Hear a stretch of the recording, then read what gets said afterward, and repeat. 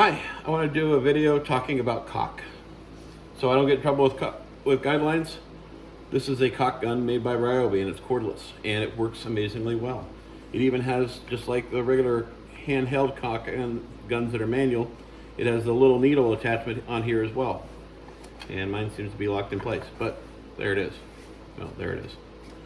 And as you can see, this thing gets used and I've got caulk all over it, including on the trigger.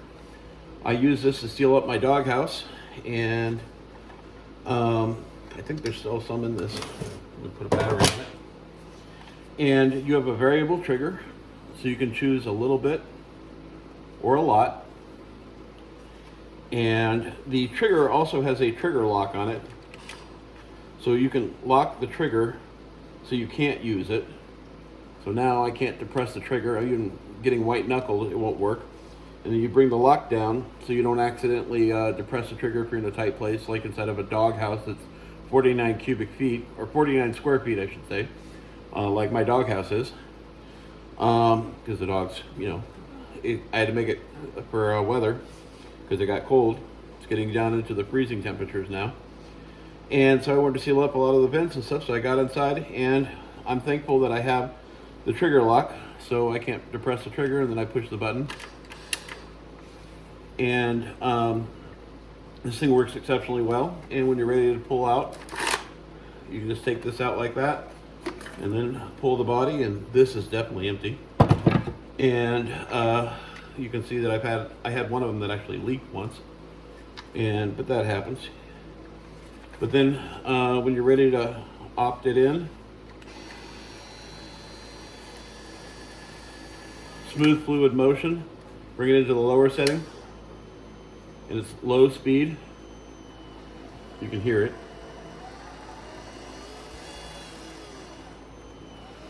Variable trigger, I really like that.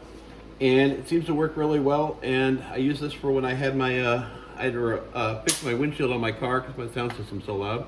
You can see my car's in the back and it's actually charging. That's why the lid's up. I don't know what else to say, really. It's just been a great tool. And I needed to get my windshield to work better, and I needed to seal the doghouse this last time around. And when I was building my sub box, I used this a lot for the liquid nails, and I've used it in the house for some of the plumbing features, like in the bathrooms and stuff. I put some rails in, and I wanted to seal it up so it wouldn't leak through the wall, because the last thing you want is a leak in the wall, believe me. After having a $3,000 insurance claim, I think my copay was $1,000 or something like that, but I'm glad I didn't pay the $3,000. But yeah, this tool absolutely works well, and I really questioned my logic when I bought this in the beginning, but I'm so thankful that I did. This, the caulking gun, you've already got so many other things going on. You're lifting things, dealing with things and stuff. Having to deal with a caulking gun and, a manual one, this is just so much easier. You just press a trigger, and it dispenses it at an even amount. I typically have it on the midway point, you can see there. But when I'm building a sub box or something and I need this for this, I press it all the way into the top position there, and that way it puts down a good bead. Because when I was building my sub box, I wasn't dealing with 3/4 inch piece of wood. I was dealing with 2 inches of wood, because I had several pieces laminate together. And typically when I glue the pieces of wood together, I don't typically use glue. Sometimes I use Titebond, but most of the time I use resin. I put resin down, it soaks into the wood, bring the 2 pieces of wood together, press board it, put some heavy stuff on it, make sure it all glues together really smooth, there's no pockets, and then, brad nail it all the rest of the way through. And then, but yeah, when I'm bringing the pieces of wood together, absolutely, we're talking about some thick wood here. And the Titebond stuff does work really well for that kind of stuff, but the caulking gun with liquid nails is tough to beat. And of course, this is the Ryobi platform, so that means, all my tools are going to use the same one. I don't have to buy, DeWalt or Milwaukee or all these different brands to get, the cordless designs and stuff. Ryobi makes it convenient, Case in point, I got one of their fans right here. So yeah. And I even have my little one here that I take to car shows. And one platform, Milwaukee and DeWalt don't have as many tools as Ryobi does, and I know that people say that they're not a brand for construction and contractors and stuff, but I see a surprising amount of people that are building big projects using Ryobi tools, and I think it's because people are coming around and realizing you can buy the Makita and the Milwaukee and the DeWalt to fill in your tool chest for all the different ones. But now you got to carry a charger for each one, and each battery is different, and some of the batteries are better than others. And I kind of do wish that Ryobi had a brand difference between the black line and the silver whitish line like Makita does.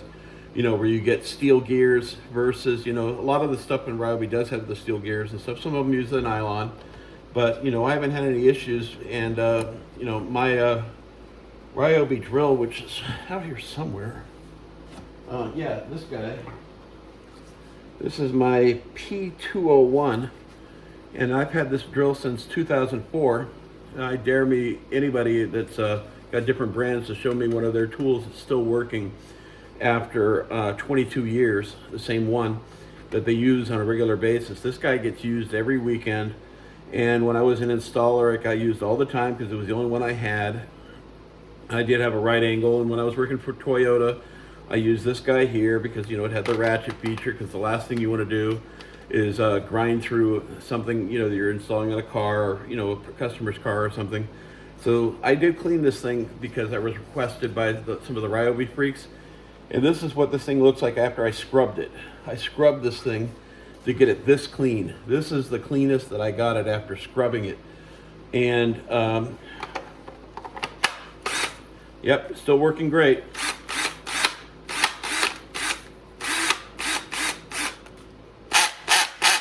Still works great. And if I put it into the drill mode, it's gonna hurt me. And of course, if I put it into the other setting mode, it's gonna, really gonna hurt me. And this is one of the ones that didn't come with the level in it. I actually think I have the other one that does, and I don't even use it. My brother-in-law gave it to me last year, and I'll probably keep that one for a while. And when if this one ever wears out, here we are 22 years later, and it still works just great. And you can look up the P201, and I bought this at Home Depot after my house got broken into. And here we are, all the way back, talking about this guy that I bought a couple of years ago. Well, gosh, maybe 3 or 4 years ago now. It's been 3 years since I replaced my windshield, I think.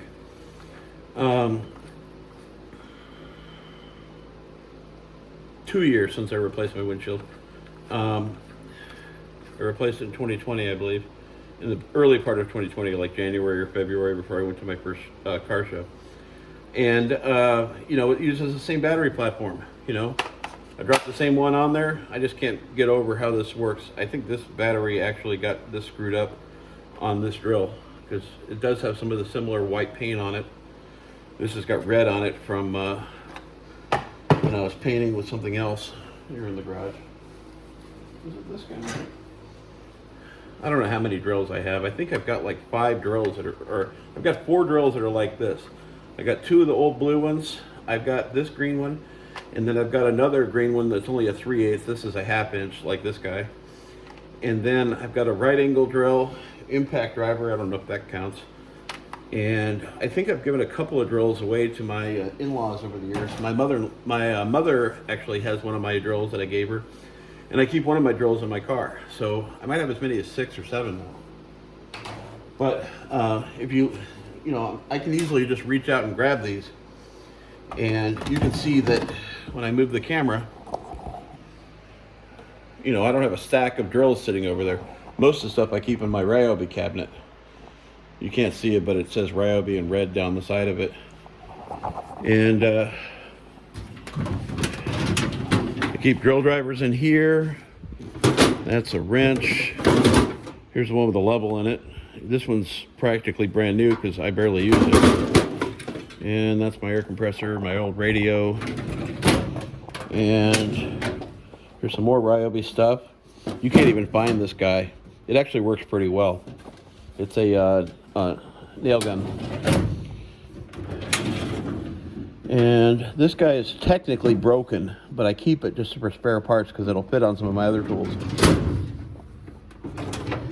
And here's where I keep my lights and two of my corded Ryobi tools, which is this guy here, Hippocles, and this guy down there is my Sawzall, which I call the Kraken. And all my lights are named Shanda on them. My wife, because she's the light of my life. Yeah, I'm a dork, but whatever.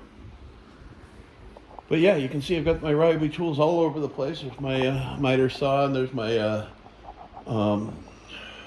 what is that thing? Soldering iron. And this is a tool I was using yesterday, which I'll be using tomorrow.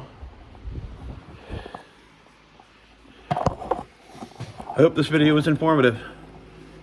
Everybody have a good weekend.